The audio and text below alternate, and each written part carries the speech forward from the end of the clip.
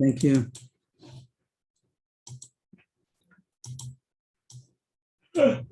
So we're on the bottom of Chol Beis and Beis. And this is the third of the Chomer B'Kodesh. The first one was about Kalim Agmor Kalim Madbil and Kalim Kli B'Toch Kli. And second one was about Acharayim B'Toch by Truma, not by Kodesh. And this is the third one. And Noses a Medris, Noses a Truma, Velos a Kodesh. That if somebody's carrying a Tumas Medris in one hand, so he'd be allowed to carry Truma in the other hand. Not that he could touch it because he became Tameh. He became a Rishon. If he's Noses a Medris, he became a Rishon. He carried Avatama. But he would be able to carry the Truma and a Kli, whatever, in a way that the Truma would be protected, that it wouldn't become Tameh. Avalos a Kodesh. Even though the Kodesh is not going to become Tameh, L'chora, but still they made a Gzeira not to carry it at the same time. The Gemara wants to know why. Kodesh Matayim Alo. How come you can't carry Kodesh while you're carrying a Tumas Medris? Mishum Ma'aseh Shahaya. Because a story that once upon a time happened, and Michshol of Tumah happened, it did become Tameh, and therefore they made a Gzeira on this particular case. Somebody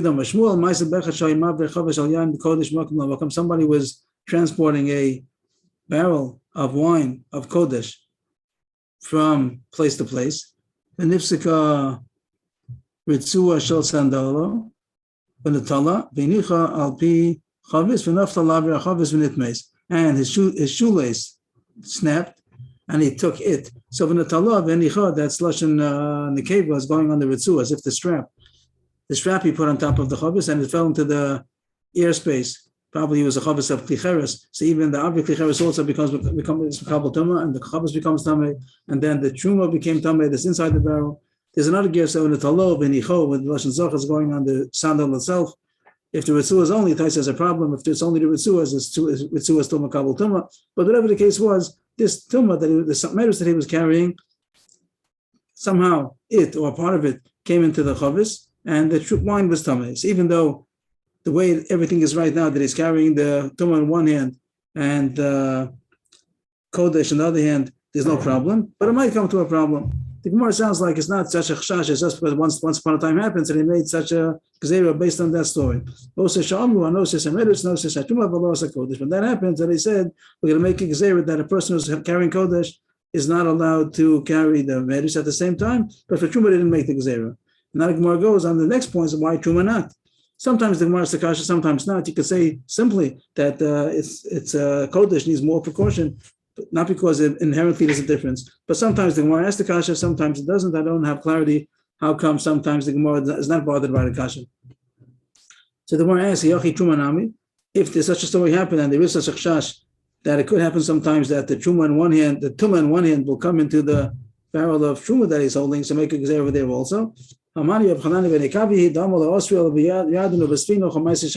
Gemara says that when they made a gzeira based on a story that happened, so there's a machlokes tanam if you make the gzeira only in a exact similar scenario, or even in a similar scenario, even if it's not exactly the same. So according to Rabbi Hanan ben Yekavi, we're going to see soon in the story he's talking about a different halacha altogether. Over there, he said they only made it exactly in the same scenario that it happened. So too, over here, even though there's no svara to differentiate between Tumah and Kodesh, but since the story happened by Kodesh, like we said, that the story was he was carrying Yain Shal Kodesh. That was the story over here, Yain Shal Kodesh. So since it happened with Kodesh, so they made the Gzeira only on Kodesh. They didn't make it on Truma, even though there's no logical difference between the two. Since it happened, a story like that, they only made the Gzeira similar to what happened.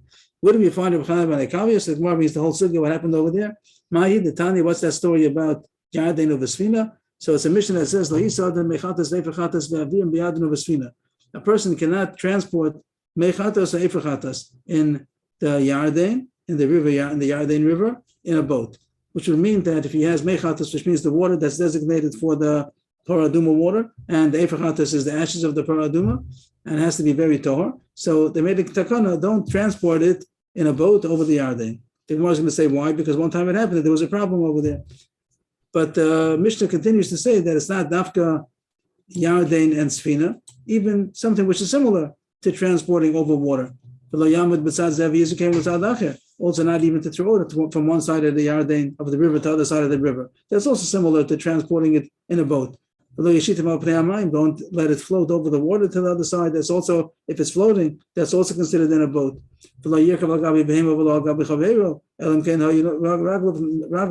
No goes boris. You can't even ride on somebody, on an animal or on a person that'll be riding on top.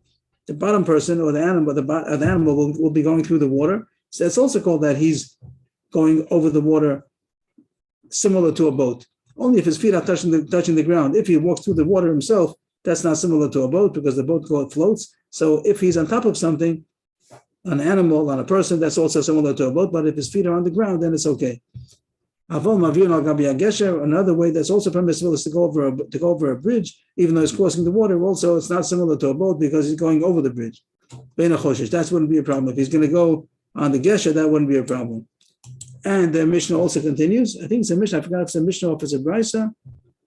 Does it say here? Yeah, it's a Mishnah.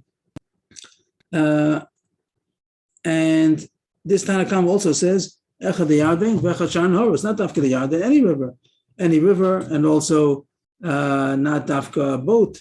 You see all these other cases that are similar to a boat. If he throws it over, if he rides over it, if it floats, all these things are not Dafka a boat and also not Dafka the Yarden, any river. But only in the way that it was, which the Gemara is going to bring soon the story. The story, according to everybody, was Yarden Uvasfina, but the Tanakhama says that since it happened in the Yarden Uvasfina, so there's no difference. We're going to make the Gzera any kind of river and any kind of floating over. But Rabbi Chanan ben Akavi says they only made the Gzera similar to what happened. What happened over there? My Ma'aser Shai, what was the story over there? Dam Rav Yudah Merav, Ma'aser Bad Mechat Shai Mavi Mechatas Teifachatas B'Yarden Uvasfina. Such a story happened that he was transporting Mechatas and Eifachatas in a boat over the Yarden. And what happened? And they found that there was a piece of dead meat, dead corpse that was in the bottom of the boat, and that caused that the mechatas and nefechatas should become tameh. The Gemara doesn't explain how did that cause that the chatas should become tameh. It just says there was a size of a mace in the bottom of the boat, and it caused that it should become tameh, and therefore they said don't transport efechatas and mechatas in a way that it might have happened such a thing. There's no reason dafka that it's in a boat, so always going to find the kazayis mace in the boat, and dafka in water, we're traveling over water, but they made such a gzera. According to Rabbi Chaim ben Akavi, only in the same case, dafka yarden, dafka sfina, mamish the way it was, they didn't broaden the gzera to any similar case. But the Tanakhama says, not dafka yarden, any river, not dafka boat, anything which is similar to floating. So the Gemara seems to say, according to Rabbi Chaim ben Akavi, dafka yarden and sfina, according to Rabbanan, any similar case. The Gemara finishes with that to say that also by our Gemara, the case about the story that happened that someone was transporting a barrel of wine, of Kodesh, and he had the medrash in his other hand, and it came in to the barrel of Yayin, of Kodesh. Rabbi Chanan ben Akavi will say Dafka Kodesh, similar to the story that happened, and Rabbanan will say Itrumu also. So our Mishnah only goes according to Rabbi Chanan ben Akavi.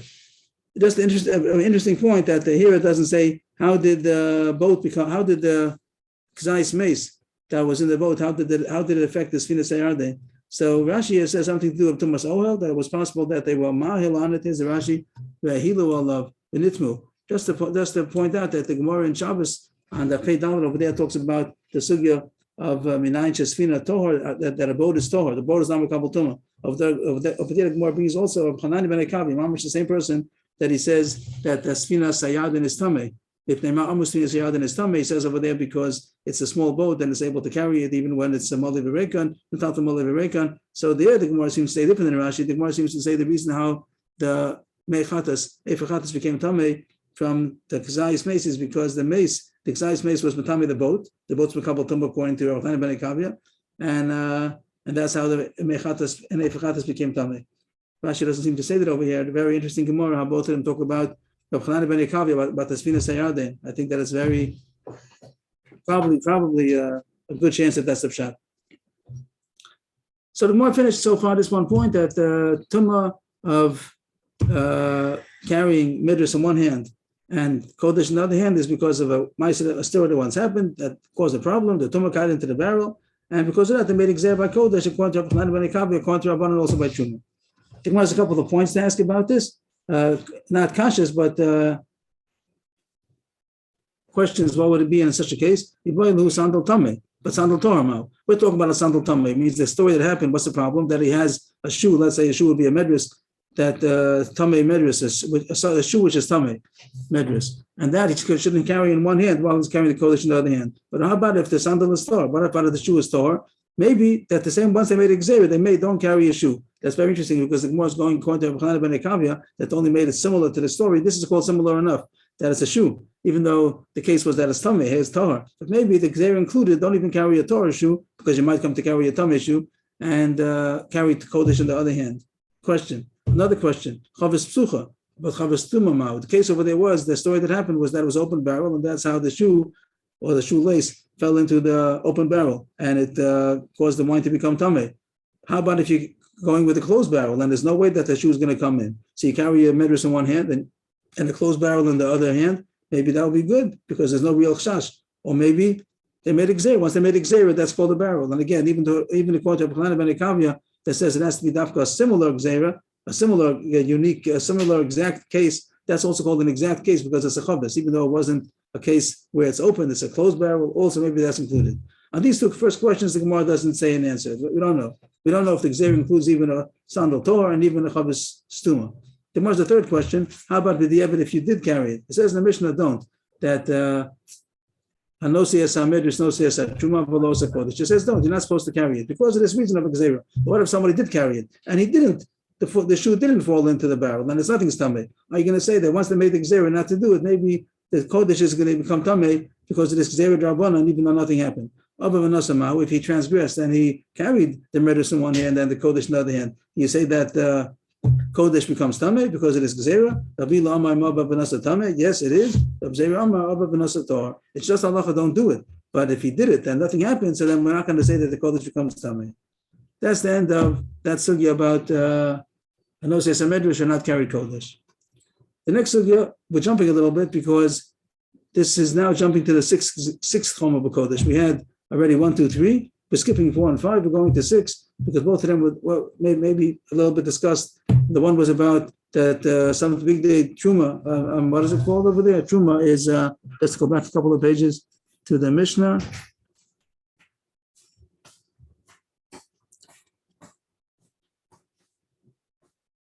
Too far back.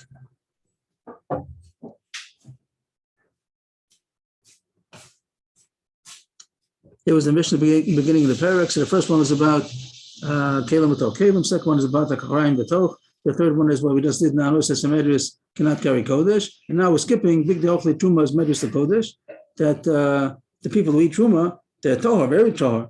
Like the Mishnah is going to say that Yosef ben Yezer was Chassid Shebekuna, but he's considered Tameh as far as Kodesh goes. We're not going to talk about that. And also we're not going to talk about number 5, which was that by Truma, the Kodesh, you have to untie the bows, the ribbons, before you matul it. For the Truma, you're not untie it and then to be matul it. So we're skipping those. We spoke about it a little bit before that has to do with Chatzitza. But we're going now to the 6th one, which is Kelim Manik Mor B'Tara. So that's where the sugi is now. Scroll back again.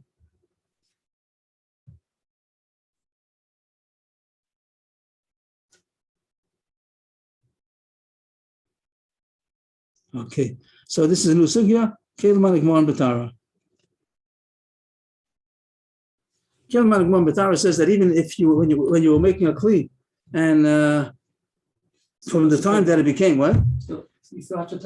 Even though from the time that it became a Gemara Kli, it became finished, and now it's Makabal Tumah, you watch that it shouldn't become Tameh, still you have to put it into the mikvah. As far as Kodesh goes, for Truma you don't have to, for Kodesh you do. And the Gemara is going to explain what's the problem, what could be wrong. The Gemara takes it as very slow. The Gaminu man, who's the one who finished off the Kli? Who's the one who made the Kli? The Gaminu Chover, somebody who is trustworthy as far as Tumah goes, and even on this level of Kodesh, as we said, Tesis points out, when we say here Chaver Amoris, it doesn't have to really mean Chaver Amoris. It means somebody's doing it for Kodesh and someone who's doing it less. Over here in Gemara, even a Chassid Shebekuna is going to be called Amoris because as far as Kodesh goes, he's considered Tameh. So who's the one who's finishing off this Kli? If he's a Chaver, so everything's very good. From the time that it became a Gemara Kli, he watched that it shouldn't become Tameh, so it should be Torah. Lamalu Tefillah, why put it into the mikvah? Why? If the person who finished off the kli is on a low level of tumah, and you have to be choshed that it's tameh, so in the Gemara b'tara karilu, do you call that is finished b'tara? That's not finished b'tara. The person who's making the choshed that is tameh. So what is this chash? What is this takana of kelim that and the Gemara b'tara still has to go to the mikvah? So also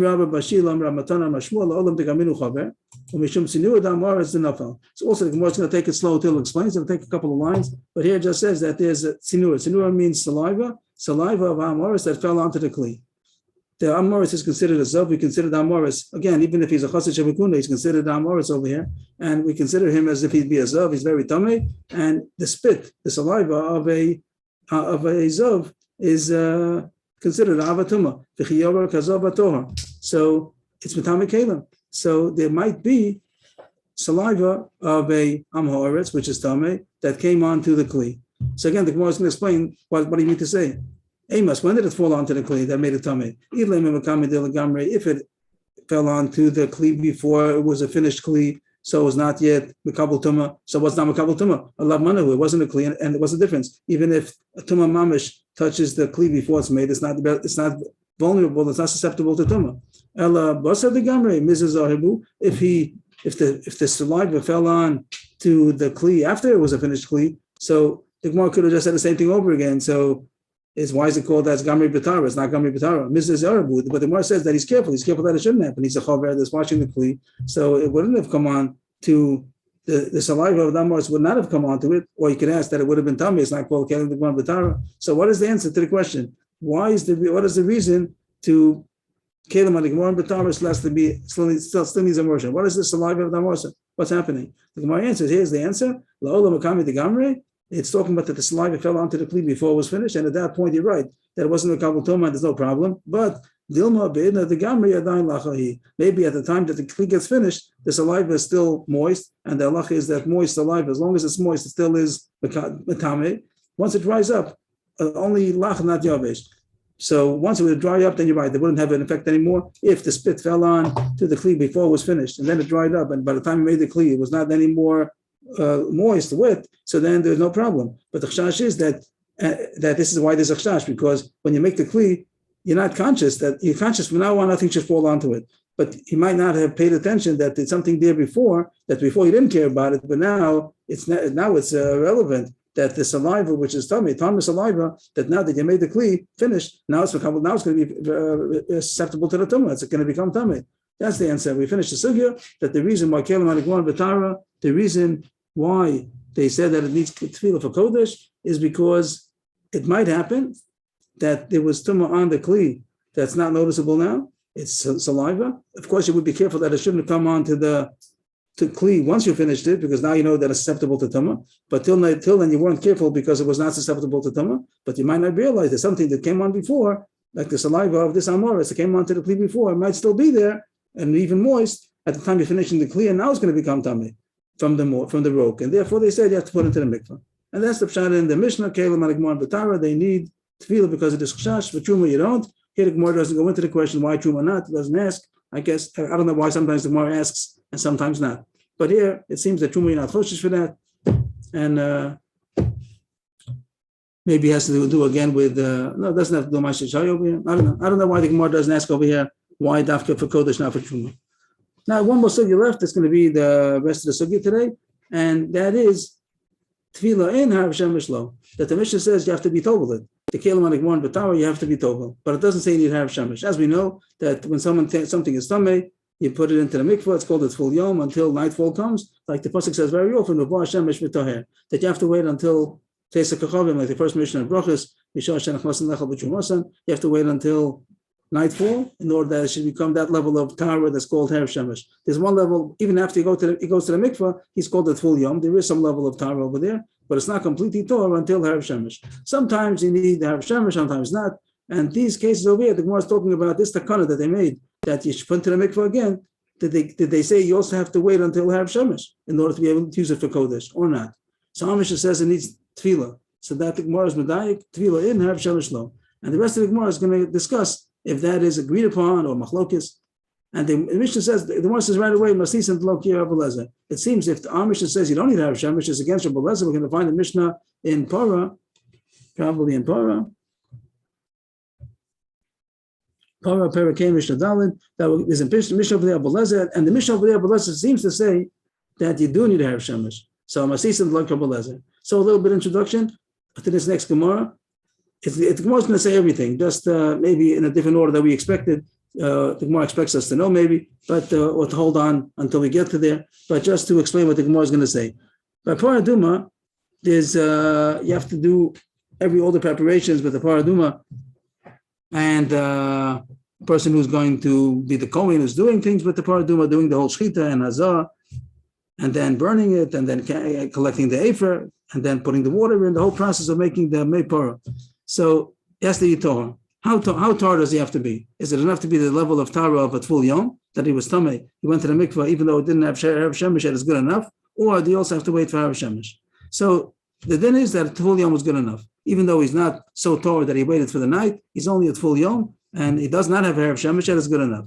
That Stukim, they said that you need to have Shemesh also. The Stukim, the ones that are not loyal to the Rabbanan, and they made their own understanding of what they thought. So they said that it needs to have Shemesh also. And they didn't accept the drasha of the Rabbanan that say that full Yom was good enough. It's not a regular machlokas like you have two Chachamim. It was the Prushim against the Stukim. The Stukim were the ones who were rebelling against the Rabbanan, and they separated from the Chachamim.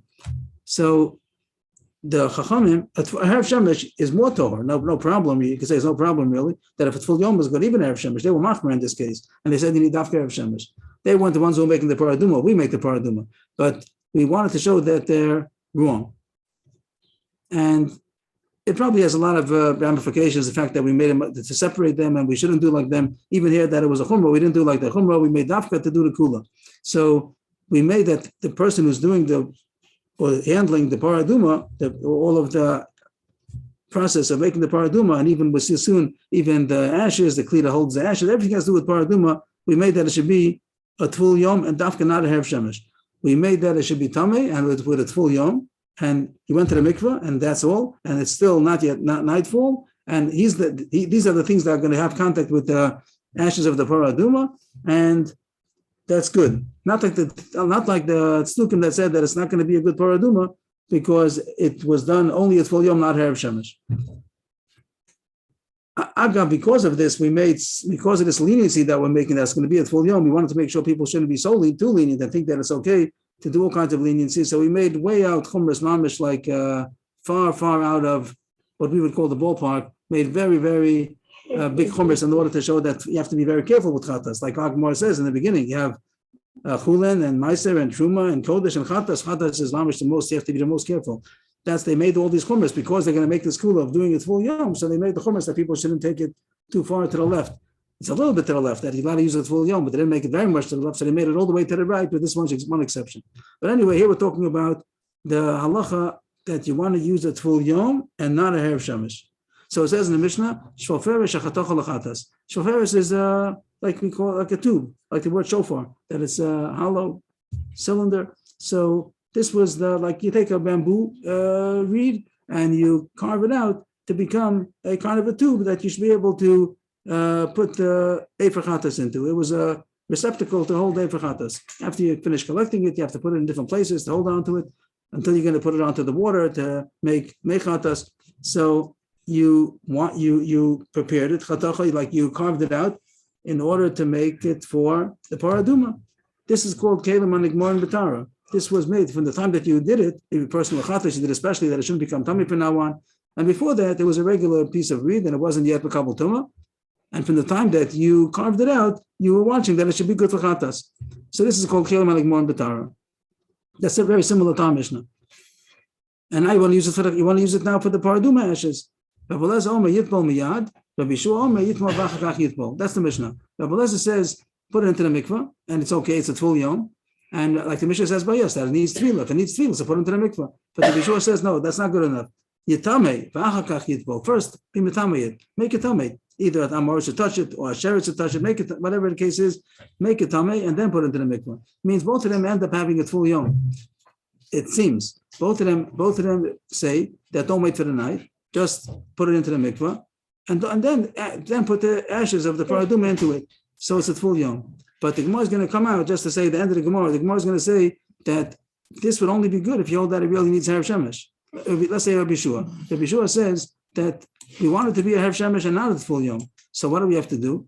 Be mitame this Shvoferes. Now that you made it into a Kli, be mitame it, and then put it into the mikvah, and don't wait for Harav Shemesh, so you have it full Yom.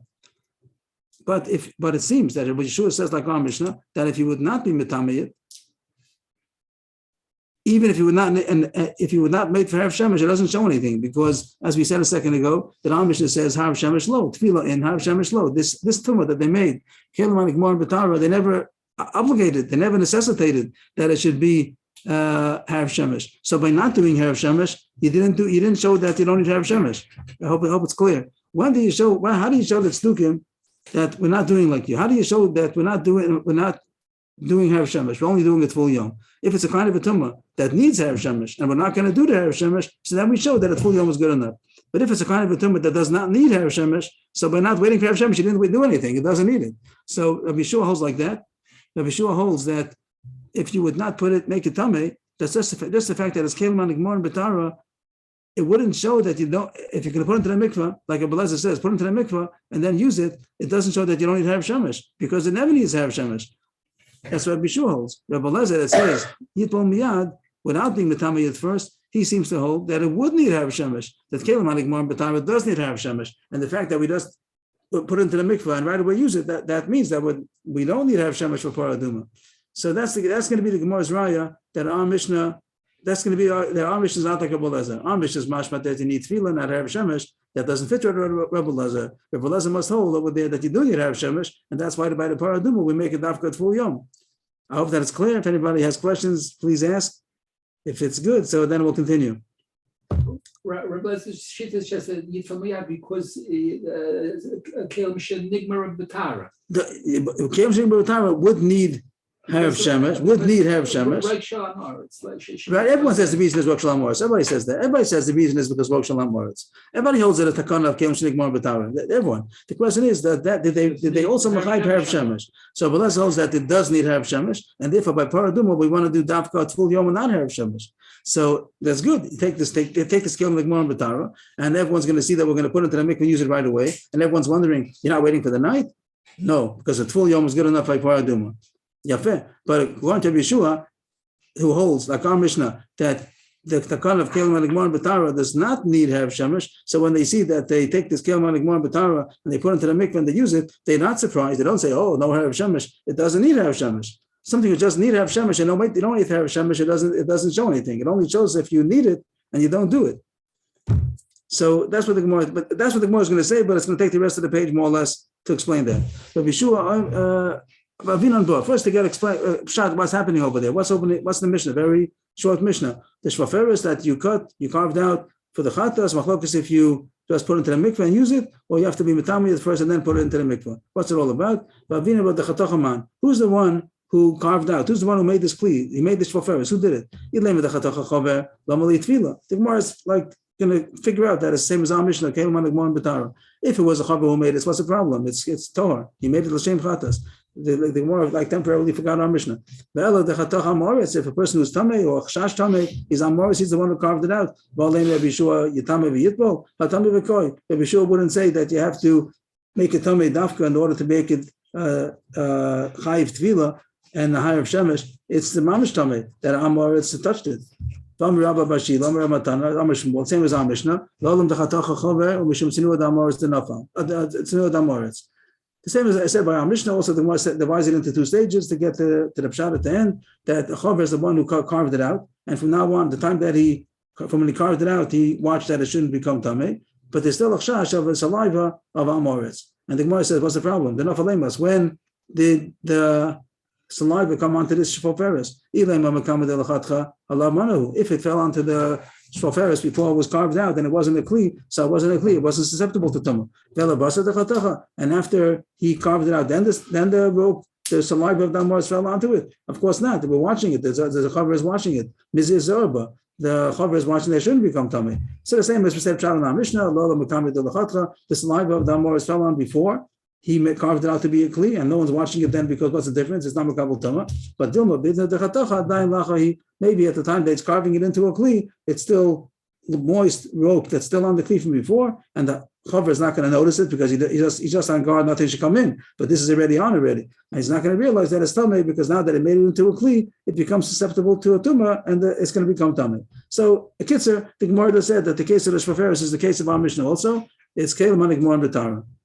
And Rabbi Yeshua says that it's not enough just to put it into the mikveh and use it. You have to be mitamei it and then put it into the mikveh and use it. I think one understands that has to do with our Mishnah. Fishlam with Rabbi Yeshua, Hainu Dika Ikera Letzadukin. Rabbi Yeshua that holds that you mitamei it mamish, you take a sheres, whatever you're going to do, you're going to be mitamei it and then put it into the mikveh. So then everyone sees that you didn't wait to have shemesh. Hainu the Tanan, Hainu Dika Ikera Letzadukin. That's going to be a recognition to show that we don't do lots against we could do against the stukin. The time was a corner surface up or lots of even stukin. That they used to dafka make the kohen who's going to do the paraduma, he's going to burn it, whatever the whole process he's going to be doing. So we dafka metame him after we made him very tar with the whole process of tara before. We dafka make him tame, and in order, and then he goes to the mikvah. In order to show that stukim are wrong, they hold you have to have dafka erev shemesh. We're not going to do erev shemesh. So Rabbi Shua is very good because you make this for Paris tamei, mamish, you make mamish make it tamei, and then you put it into the mikveh and use it right away. So everyone sees that you didn't wait for erev shemesh. That you don't make it tamei, you just take this kelim on the one batar, you put it into the mikveh and you use it, and that's supposed to be a recognition to anything. Rebbe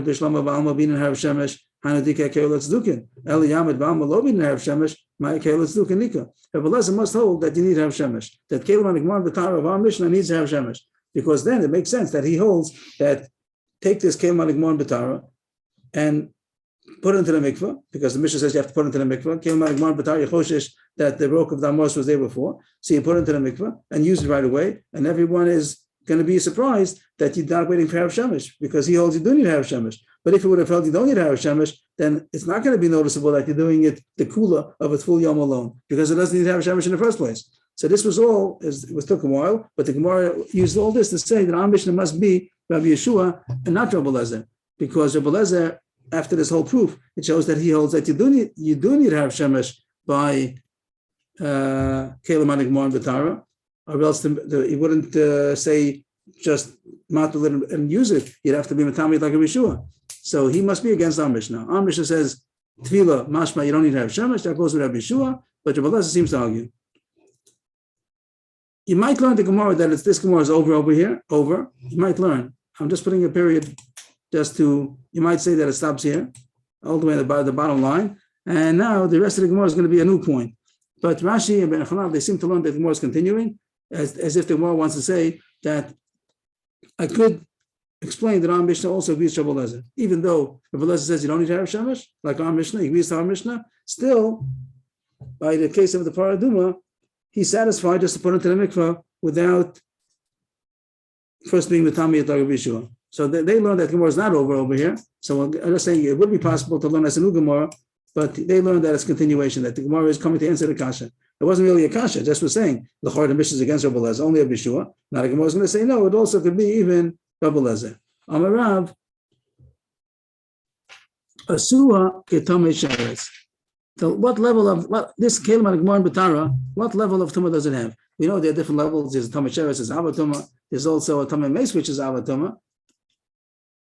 But the Gemara is going to go slow. I'm sorry. Tamei sheretz.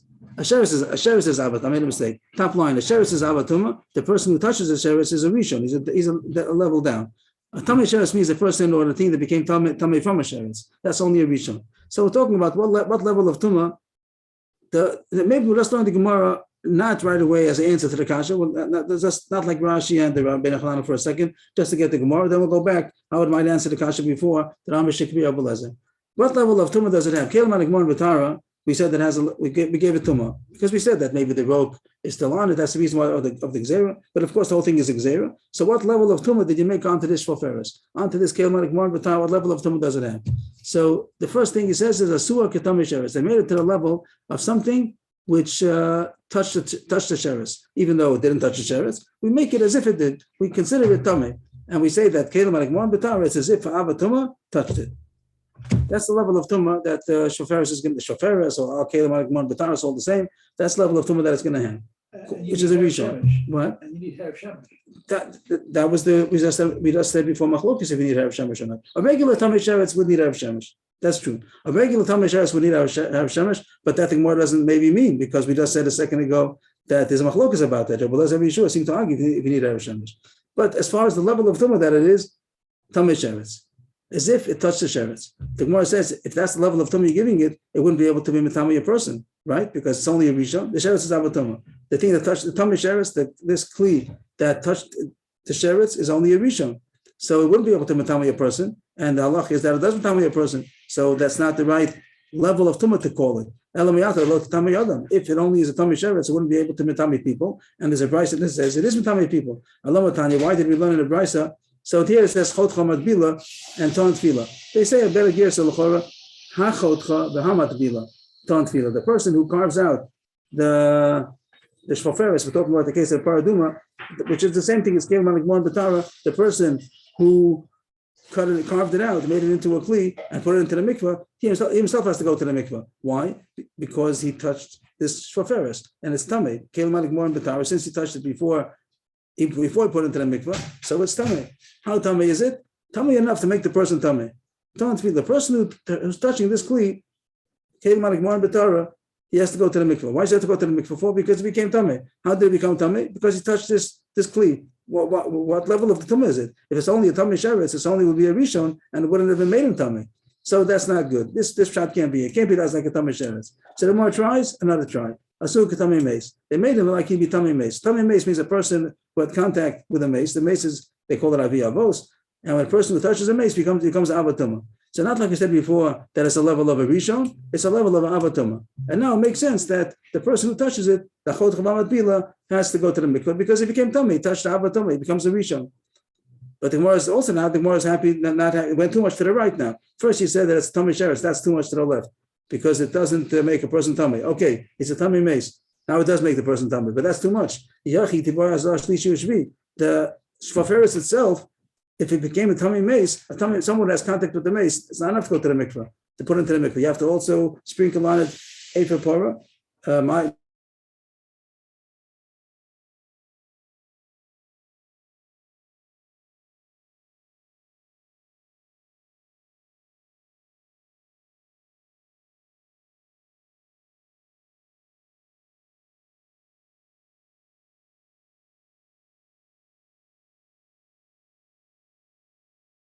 It says you don't need that.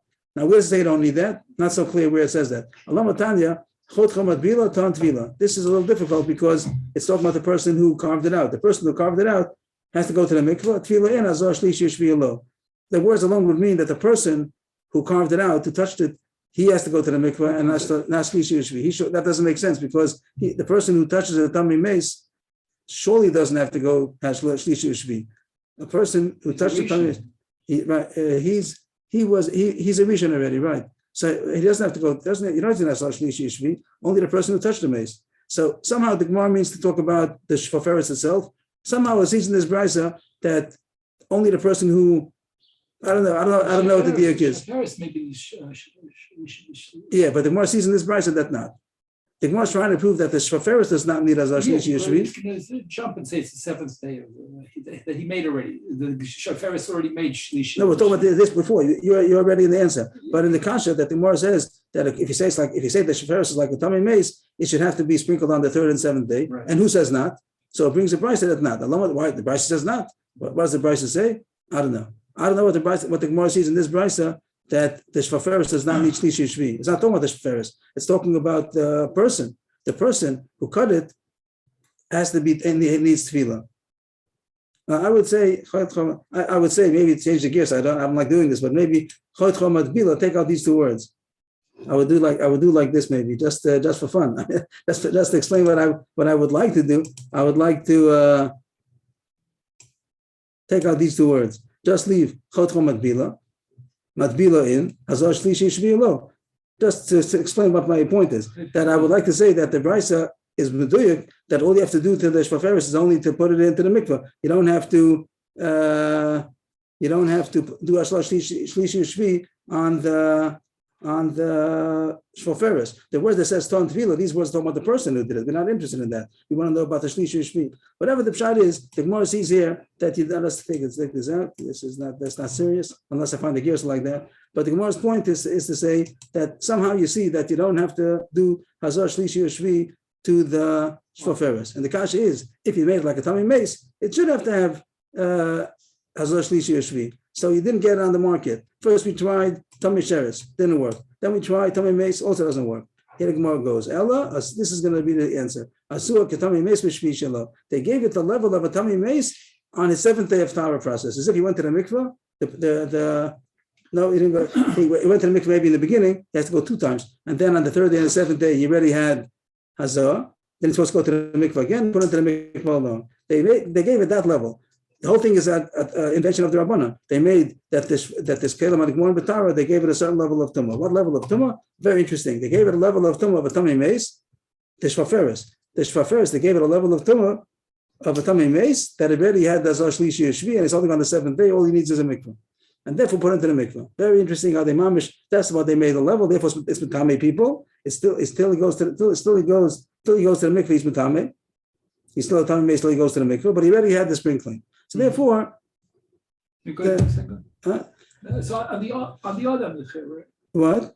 I was speaking about the Adam. We're talking about the shvaferes. The shvaferes has a level of something which touched the mace, and it's already had shlishi or shvi. It just has to go into the mikveh, and it could be mitami people until then. It could be mitami people. I think that's the halacha. I can't say for sure. I think the halacha is that there's something which is a tummy mace. After he did azar shlishi or shvi, he still have to go to the mikveh. Until he goes to the mikveh, he's still a tummy mace, and he's going to be mitami the person. That's why it makes sense that it's mitami people, but it itself does not need azar shlishi or shvi because it is as if it had it already. The Gemara is very surprised. Such an invention you made that it should be tummy mace b'shvi shelo after it had the azar. But Tanya may olam lochichu daba b'para. There's a brayso that says they never made any inventions, even though they made many chumras in paraduma. They didn't make an invention of something that doesn't exist, and this seems to be something that doesn't exist. That a tummy mace as if it's already sprinkled on. Like that sounds like very innovative. The Gemara says, Amar Abai, Shalom Ukordim Matami Moshe. When it says they didn't make an invention, it means Ramish an invention that doesn't exist anyplace. Like example would be a kordom is like an axe or a shovel that to make it tumas moshev. Tumas moshev really only applies to something which is miyuchad yeshiva or miyuchad amida, miyuchad kasmicha. That's a chair, a bed. That's something which is designated. In order to have tumas medrus, it has to be something which is designated for that. A chair, a bed, shoes, something which is designated for medrus. But something which is not, like a kordom, for instance, a shovel, some kind of an axe, a kli which is not designated to sit on. Even if the Azav would have sat on it, it doesn't become Tumas Moshe, it becomes Rishon, doesn't become Avatuma. Kiratanya Vayoshev ala Kli. It says in the pasuk Vayoshev ala Kli, Asher Yeshev alav Azav. Becomes Tama. If somebody sits on the Kli, and let's try to highlight the pasuk.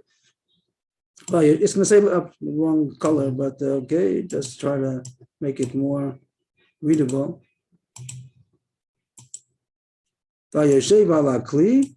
Asher Yeshev alav Azav, whatever Yitma. That's the here the word means the beginning of the pasuk by Yeshev ala Kli. If it would just have said Yeshev ala Kli, somebody says on a Kli, I would have thought that any kind of a Kli that the Zav sat on becomes Tamei, Avatuma, that whoever's going to sit on it now is going to become Tamei. Yachol Kafasav Yashav Oleh or Takav Yashav Oleh Yetam. I might have thought any kind of Kli, even a Kli, not a chair, any kind of a Kli which the Zav happened to have sat on, a saw would be some kind of a measuring bushel, and he turned it upside down and he sat on it, or a Tarkav is also measuring, it's half a saw, whatever the size is, and he would turn it upside down and sit on it. Do you think that it becomes a medrus? No. Only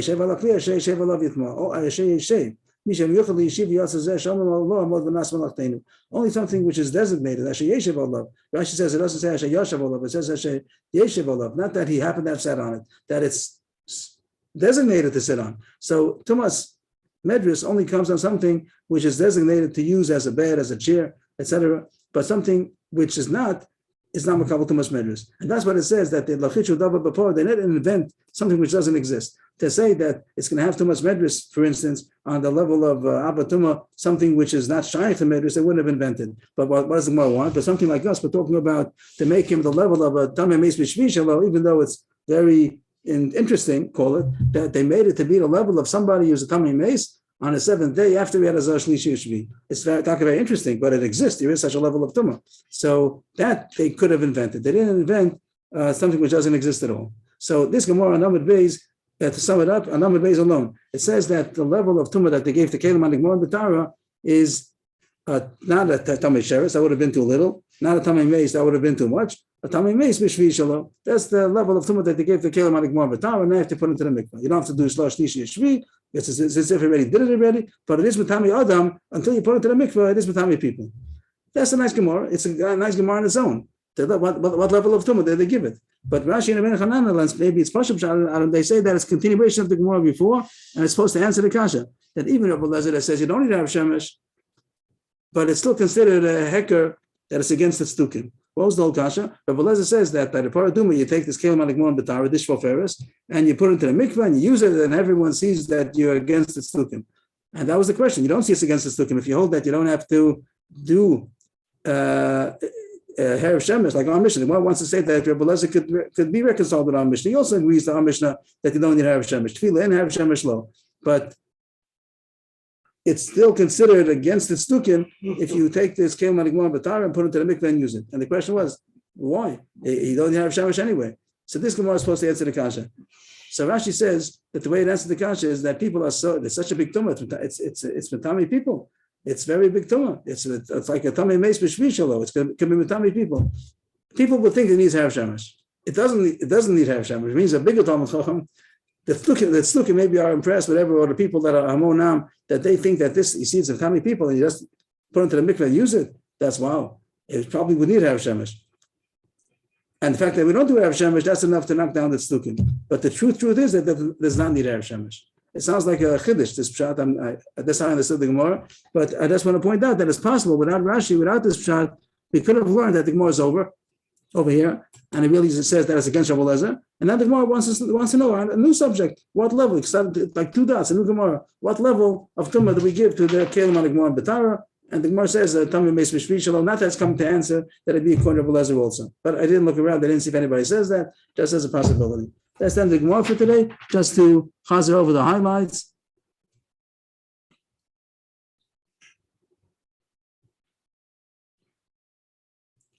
The Gemara started about which was this, the third Choma B'Kodesh. We did today the third and the sixth, and the Gemara doesn't talk about the fourth and the fifth.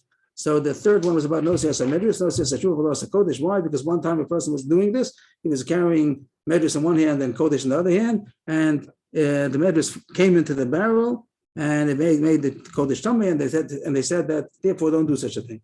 The Gemara says it depends on Chanan ben Akavia and the Rabbanan if they would have made it for Truma also. Chanan ben Akavia, Kesfina Ma'aseh Shaya, you only make the Gzeira similar to the scenario that you're making the Gzeira because of. In that case, it was Kodesh. Here, also only Kodesh.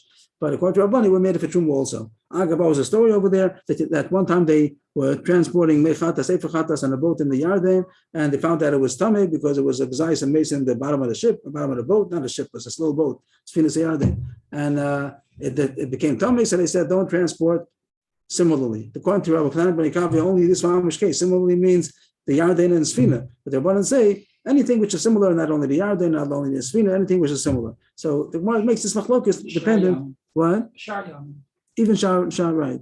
And the Gemara says it depends on this machlokas if you're going to make Amek HaGzeira also by Truma, not only by Kodshim. The next Gemara has three questions. Two of them, the Gemara doesn't know. That maybe they made the Xavier by a sandal tohar, even by a chavis tuma, maybe, but the Gemara doesn't talk about it, doesn't know. But the last one, there's a machlokus of Benas. If somebody did carry Medrash in one hand and Kashim in the other hand, does the Kodesh become Tamei if it did not go in and really nothing happened? Rabbi Hila said yes, and Rabbi Zera says not, that it's tohar only if the Maisi made a mistake and it taka went into the barrel. The last thing about Kelim and Gemara and B'tara, the Gemara explains the reason why they made such a Gezerah is because even though from the time that they made it Gamar, they saw that nothing became tamei, no contact with tumah, but he might not realize that there was tumah on it before, like Rok of Amoritz, that he didn't dry up yet, and when he made it into a kli, it's still there, it's still moist, and it makes the kli tamei. Because of that possibility, they said that it should be tamei. Amish is mashma that it only needs tefillah, not have shemesh, and the Gemara says that would fit Rabbi Yeshua, Rabbi Yeshua seems to say so, Rabbi Elazar seems to say nothing then, because we find in Paraduma, you want to make a dafka full yom without doing Erev Shemesh, it has to be something which needs Erev Shemesh, and you didn't do it. It also doesn't show that you didn't do Erev Shemesh. So Rabbi Yeshua says that just the fact that it's Kelim Aligmor and B'tara, Shoferes, that you Chatach Alachatas, it's a Kelim Aligmor and B'tara. If you're just going to put it into the mikvah, no one's going to be impressed that you didn't do Erev Shemesh, because it doesn't need Erev Shemesh.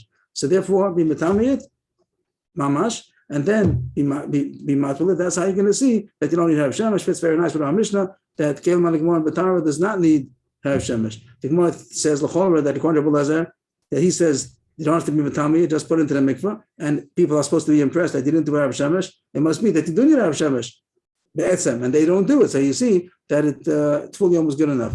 The Gemara at the end, Rashi and Chananel seem to learn that the Gemara ends off that since they gave the level of tumah to this kelim aligmor b'tara to be very chamor, that it's even matama yadam, so they would expect that you need Erev Shemesh, and since you don't do it, they're also impressed, even though technically they're wrong. Just point out the possibility that maybe to learn that the last Gemara is a Gemara on its own, and the Gemara is over, and it doesn't go according to Rabbi Elazar holds you do need Erev Shemesh, maybe, and the last Gemara is just saying what level of tumah does it have, and the Gemara comes out, what level does it have? That it's a Tamei Meis, B'Shvi Shalo, after he did Hazah, and it is B'Tamei Yadam, but he doesn't, but the Kli doesn't have to have too much Hazah Shlishi Yeshvi, it's enough for us to put into the mikvah. That's not considered an invention, but they don't make inventions by Paraduma. They're not going to make that Kli, which is not Meyuchad Yeshiva, is going to be Matame Medris, because that's called Mamash an invention. But to make something to be Tamei Meis B'Shvi Shalo after the Hazah, that they could make by Paraduma. Yeshikayach, everybody. Thank you. And be a good Shabbos for everybody. And we're looking forward to Matzai Shabbos at 7:15. Yeshikayach. Thank you. Good Shabbos. Thank you.